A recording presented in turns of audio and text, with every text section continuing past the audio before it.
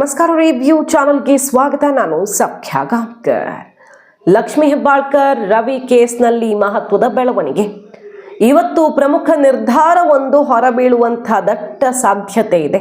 ಅದರ ನಡುವೆ ಡಿ.ಕೆ. ಶಿವಕುಮಾರ್ಗೆ ಶಾಕ್ ಕೊಟ್ಟಿದ್ದಾರೆ ಸಿ.ಟಿ. ರವಿ.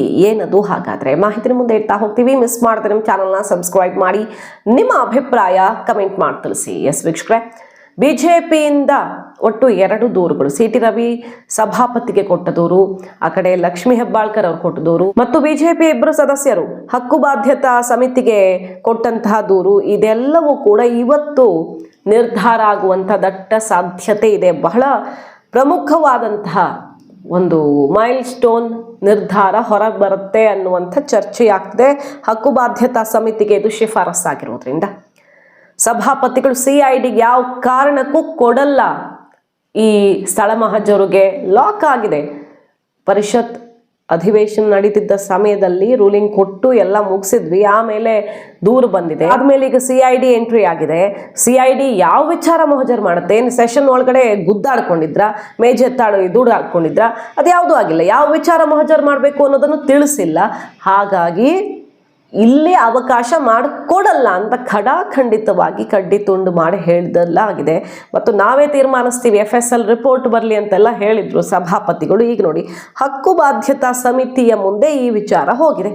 ಇದರ ನಡುವೆ ರಾಷ್ಟ್ರೀಯ ಮಾನವ ಹಕ್ಕುಗಳ ಆಯೋಗಕ್ಕೆ 14 ಪುಟಗಳ ದೂರನ್ನು ಕೊಟ್ಟಿದ್ದಾರೆ. ಇದೆರಡೂ ಬೆಳವಣಿಗೆಗಳ ಬಗ್ಗೆ ಮಾಹಿತಿ ಮುಂದೆ ಇಡ್ತಾ ಹೋಗ್ತೀವಿ. ನೋಡಿ, 14 ಪುಟಗಳಲ್ಲಿ ಏನಿದೆ? ಡಿ.ಕೆ. ಶಿವಕುಮಾರ್ ಅವರ ಹೆಸರನ್ನು ನೇರವಾಗಿ ಉಲ್ಲೇಖ ಮಾಡಿ ದೂರು ಕೊಟ್ಟಿದ್ದಾರೆ ಸಿ.ಟಿ. ರವಿ ಅವರು. ತಮ್ಮ ಜೀವಕ್ಕೆ ಅಪಾಯ ಇದೆ, CRPF ಭದ್ರತೆಯನ್ನು ಒದಗಿಸಬೇಕು ಅಂತ ದೂರನ್ನು ಕೊಟ್ಟಿದ್ದಾರೆ, ಕೇಳಿಕೊಂಡಿದ್ದಾರೆ. ಮತ್ತು ಯಾವ್ಯಾವ ರೀತಿ ತನಗೆ ತೊಂದರೆ ಮಾಡಲಾಯಿತು ಪೊಲೀಸರಿಂದ, ಯಾವ ರೀತಿ ಅದಕ್ಕೆ ದೊಡ್ಡವರ ಕುಮ್ಮಕ್ಕಿತ್ತು, ಎಲ್ಲವನ್ನು ದೂರಲ್ಲಿ ಉಲ್ಲೇಖ ಮಾಡಿರೋದು. ನಕಲಿ ಎನ್ಕೌಂಟರ್ ಮೂಲಕ ನನ್ನ ಊರಿಗೆ ಶವ ಕಳಿಸೋದಕ್ಕೆ ಯೋಚನೆ ಮಾಡಿದ್ರು. ಬೆಳಗಾವಿಯ IGP, SP, ಪೊಲೀಸ್ ಆಯುಕ್ತ ಹಿರೇಬಾಗೇವಾಡಿ CPI ಅನ್ನು ತಕ್ಷಣ ಅಮಾನತು ಪಡಿಸಲೇಬೇಕು ಅಂತ ಹೇಳಿದ್ದಾರೆ ಅವರು. 1 ಕೋಟಿ ರೂಪಾಯಿ ಪರಿಹಾರವನ್ನು ಕೊಡಬೇಕು. ಇದನ್ನ ಆಪಾದಿತರಾದ ಸರ್ಕಾರ ಮತ್ತು ಪೊಲೀಸರಿಂದ ವಸೂಲಿ ಮಾಡಬೇಕು ಅನ್ನುವಂಥ ಆಗ್ರಹವನ್ನು ಇಟ್ಟಿದ್ದಾರೆ ಈ ದೂರಿನ ಜೊತೆಗೆ. ಪ್ರಮುಖವಾಗಿ ಡಿಸೆಂಬರ್ 19ರಂದು ಖಾನಾಪುರ ಹಾಗೂ ಹಿರೇಬಾಗೇವಾಡಿ ಠಾಣೆಯಲ್ಲಿ ನಾನು ಕೊಟ್ಟಿರುವ ದೂರುಗಳನ್ನು ದಾಖಲಿಸಿಕೊಳ್ಳುವಂತೆ ನಿರ್ದೇಶನ ನೀಡಬೇಕು. ಅಂದರೆ ನಾನು ಕೊಟ್ಟಿರೋ ದೂರು ದಾಖಲಿಸ್ಕೊಂಡೇ ಇಲ್ಲ ಅಂತ ಅವರು ದೂರಲ್ಲಿ ಉಲ್ಲೇಖ ಮಾಡಿರೋ ವಿಚಾರ. FIR ದಾಖಲಿಸ್ಕೊಳ್ಳೋದಕ್ಕೆ CBIಗೆ ನಿರ್ದೇಶನ ನೀಡಬೇಕು. ಹಾಗೂ ಈ ಪ್ರಕರಣದಲ್ಲಿ ಭಾಗಿಯಾಗಿರುವ Hirebagewadi CPI, SP Bhimashankar ಗುಳೇದ್, police ಆಯುಕ್ತ ಮಾರ್ಟಿನ್, DGIG ವಿರುದ್ಧ ಕಠಿಣ ಕ್ರಮವನ್ನು ಜರುಗಿಸಲೇಬೇಕು ಅಂತ ಅವರು ಕೇಳ್ಕೊಂಡಿದ್ದಾರೆ. ಸಂವಿಧಾನ 194ನೇ ಪರಿಚ್ಛೇದ, ಸದನದ ನಿಯಮ, ಭಾರತೀಯ ನ್ಯಾಯ ಸಂಹಿತೆ, ಪೊಲೀಸ್ ಮ್ಯಾನ್ಯುಯಲ್ ಉಲ್ಲಂಘನೆಯಾಗಿದೆ. ಸೊ ಇದೆರಡೂ ಕೂಡ ಸ್ಪಷ್ಟ ಉಲ್ಲಂಘನೆಯಾಗಿದೆ ಅನ್ನೋದನ್ನ ದೂರಲ್ಲಿ ಉಲ್ಲೇಖ ಮಾಡಿದ್ದಾರೆ. ಹಾಗಾಗಿ ಶಿಸ್ತು ಕ್ರಮ ಕೈಗೊಳ್ಳೋದಕ್ಕೆ ಅರ್ಹವಾದ ಕೇಸ್ ಇದು ಅಂತ ದೂರನ್ನು ಕೊಟ್ಟಿದ್ದಾರೆ ಸಿ.ಟಿ. ರವಿ. CRPF ಭದ್ರತೆ ಅನಿವಾರ್ಯವಾಗಿದೆ.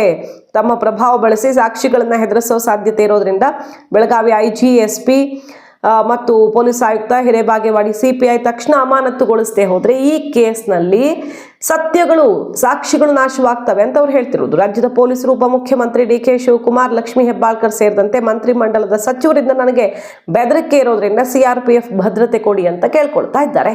ಅಸಲಿಗೆ ಪೊಲೀಸರು ನನ್ನನ್ನು ಬಂಧಿಸಿಲ್ಲ, ಅದ್ರ ಬದಲಾಗಿ ಅಪಹರಣ ಮಾಡಿದಂತೆ ಇತ್ತು ಆ ಕೇಸಲ್ಲಿ. ಸಮವಸ್ತ್ರದಲ್ಲಿ ಇದ್ದಂತಹ ಸುಪಾರಿ ಕಿಲ್ಲರ್ಗಳಂತೆ ವರ್ತಿಸಿದ್ದಾರೆ ಪೊಲೀಸರು. ಹಳೆ ಕ್ರಷರ್ ಬಳಿ, ಕ್ವಾರಿ, ಬಯಲು ಪ್ರದೇಶ, ಕಬ್ಬಿನ ಗದ್ದೆ ಅಂತ ಪ್ರದೇಶಗಳಲ್ಲೆಲ್ಲ ನಿಲ್ಲಿಸಿದ್ದಾರೆ ನನ್ನನ್ನು. ಮಧ್ಯರಾತ್ರಿ ಸುಮಾರು 17 ಗಂಟೆಗಳ ಕಾಲ 400ರಿಂದ 500 ಕಿಲೋಮೀಟರ್ ಸುತ್ತಾಡಿಸಿದ್ದಾರೆ. ನಕಲಿ ಎನ್ಕೌಂಟರ್ ಮಾಡಿ ನನ್ನ ಊರಿಗೆ ಶವ ಕಳಿಸೋದಕ್ಕೆ ಯೋಜಿಸಿದ್ರು ಅನ್ನೋದೆಲ್ಲ ವಿಚಾರವನ್ನು ಉಲ್ಲೇಖ ಮಾಡಿದ್ದಾರೆ. ನನ್ನ ವಿರುದ್ಧ ನಕಲಿ FIR ದಾಖಲಾಗೋದಕ್ಕೆ ಅವಕಾಶ ಕೊಡಬಾರದು ಅಂತ ಕೇಳ್ಕೊಂಡಿದ್ದಾರೆ. ಇದನ್ನು ವಿಶೇಷ ಪ್ರಕರಣ ಅಂತ ಪರಿಗಣಿಸಿ ನ್ಯಾಯಾಲಯದ ಅನುಮತಿಯನ್ನು ಪಡೆದು FIR ದಾಖಲಿಸುವಂತೆ ನೆರವು ಕೊಡಬೇಕು, CBI ಎಂಟ್ರಿ ಆಗಬೇಕು ಅಂತ ಕೇಳ್ಕೊಂಡಿದ್ದಾರೆ. 1 ಕೋಟಿ ರೂಪಾಯಿ ಪರಿಹಾರವನ್ನು ಕೊಡಬೇಕು. ಇದನ್ನ ಇಂಥವರಿಂದ, ಸರ್ಕಾರ ಮತ್ತು ಪೊಲೀಸರಿಂದ ವಸೂಲಿ ಮಾಡಬೇಕು ಅನ್ನುವಂಥ ಡೀಟೇಲ್ ಆಗಿರುವಂಥ 14 ಪುಟಗಳ ದೂರನ್ನ ರಾಷ್ಟ್ರೀಯ ಮಾನವ ಹಕ್ಕುಗಳ ಆಯೋಗಕ್ಕೆ ಕೊಟ್ಟಿರೋದು ಸಿ.ಟಿ. ರವಿ ಅವರು. ಸಿ.ಟಿ. ರವಿ ಮತ್ತು ಲಕ್ಷ್ಮಿ ಕೇಸ್ ಹಕ್ಕು ಬಾಧ್ಯತಾ ಸಮಿತಿಯ ಮುಂದೆ ಬರೋದಿಕ್ಕಿದೆ ಇವತ್ತು.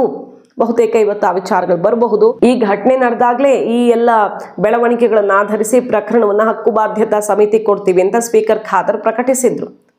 ಆದರೆ ಪ್ರಕರಣಕ್ಕೆ ಸಂಬಂಧಪಟ್ಟಂತೆ ಹೆಚ್ಚುವರಿ ಸಾಕ್ಷ್ಯ ಒದಗಿಸುವಂತೆ ಸಚಿವರಿಗೆ ಕೇಳಲಾಗಿತ್ತು. ಆದರೆ ಹೆಚ್ಚುವರಿ ಸಾಕ್ಷ್ಯವನ್ನು ಕೊಟ್ಟಿಲ್ಲ ಅವರು. ಸೊ ಹಕ್ಕುಬಾಧ್ಯತಾ ಸಮಿತಿಗೆ ವಹಿಸಿಲ್ಲ.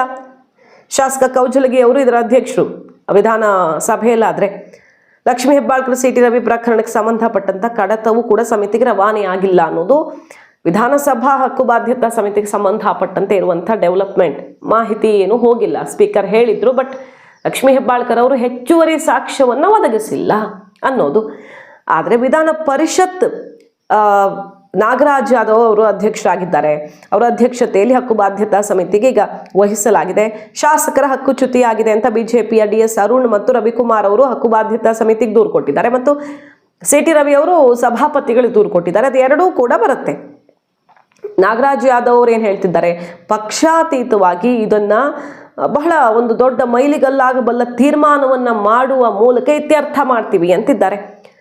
ಕಡತ ಈಗಷ್ಟೇ ಕಚೇರಿಯಿಂದ ಸಿಕ್ಕಿದೆ. ಸೋಮವಾರದಂದು ಸಮಿತಿ ಸಭೆ ಇದೆ. ಅವತ್ತೇ ವಿಚಾರ ಪ್ರಸ್ತಾಪ ಆಗಲಿದ್ದು ನಿಷ್ಪಕ್ಷಪಾತವಾಗಿ ಅತ್ಯಂತ ದೊಡ್ಡ ತೀರ್ಮಾನವನ್ನ ತಗೊಳ್ಳುವ ಪ್ರಯತ್ನ ಮಾಡ್ತೀವಿ. ಈ ಕೇಸಲ್ಲಿ ಒಂದು ತಾರ್ಕಿಕ ಅಂತ್ಯಕ್ಕೆ ತಗೊಂಡು ಹೋಗೋಣ ಅಂತ ಅವ್ರು ಹೇಳ್ತಾ ಇರೋದು. ಸಭಾಪತಿ ಹೊರಟ್ಟಿ ಅವರು ಹೇಳಿರೋದು ಎರಡೂ ಕಡೆಯಿಂದ ವಿಡಿಯೋ ಬಂದಿದೆ. ಲಕ್ಷ್ಮೀ ಹೆಬ್ಬಾಳ್ಕರ್ ಅವರು ವಿಡಿಯೋ ಕೊಟ್ಟಿದ್ದಾರೆ, ಸಿ ಟಿ ರವಿ ಅವರು ಕೂಡ ವಿಡಿಯೋ ಕೊಟ್ಟಿದ್ದಾರೆ. FSLಗೆ ಕಳಿಸಿ ಸೂಕ್ತ ವರದಿ ಬಂದ ಬಳಿಕ ನಾವು ಕ್ರಮ ಕೈಗೊಳ್ತೀವಿ ಅಂತ ಹೇಳಿದ್ರು ಅವರು. CIDಗೆ ಸ್ಥಳ ಮಹಜರಿಗೆ ಅವಕಾಶ ಮಾಡಿಕೊಡಲ್ಲ. CID ಎನ್ಕ್ವೈರಿ ಎಲ್ಲ ವಿಚಾರಣೆ ಎಲ್ಲ ಜೋರಾಗಿ ನಡೀತಿದೆ. ಈ ಹೊತ್ತಲ್ಲಿ ಸಭಾಪತಿಗಳು ಒಂದು ರೀತಿಯಲ್ಲಿ ತನ್ನ ಅಂತಿಮ ನಿರ್ಧಾರ ಇದು ಅನ್ನೋ ರೀತಿ ಪ್ರಕಟಿಸಿದ್ದಾರೆ. ಸೊ ಇದು ನಮ್ಮ ಚೌಕಟ್ಟಲ್ಲೇ ಆಗಬೇಕು.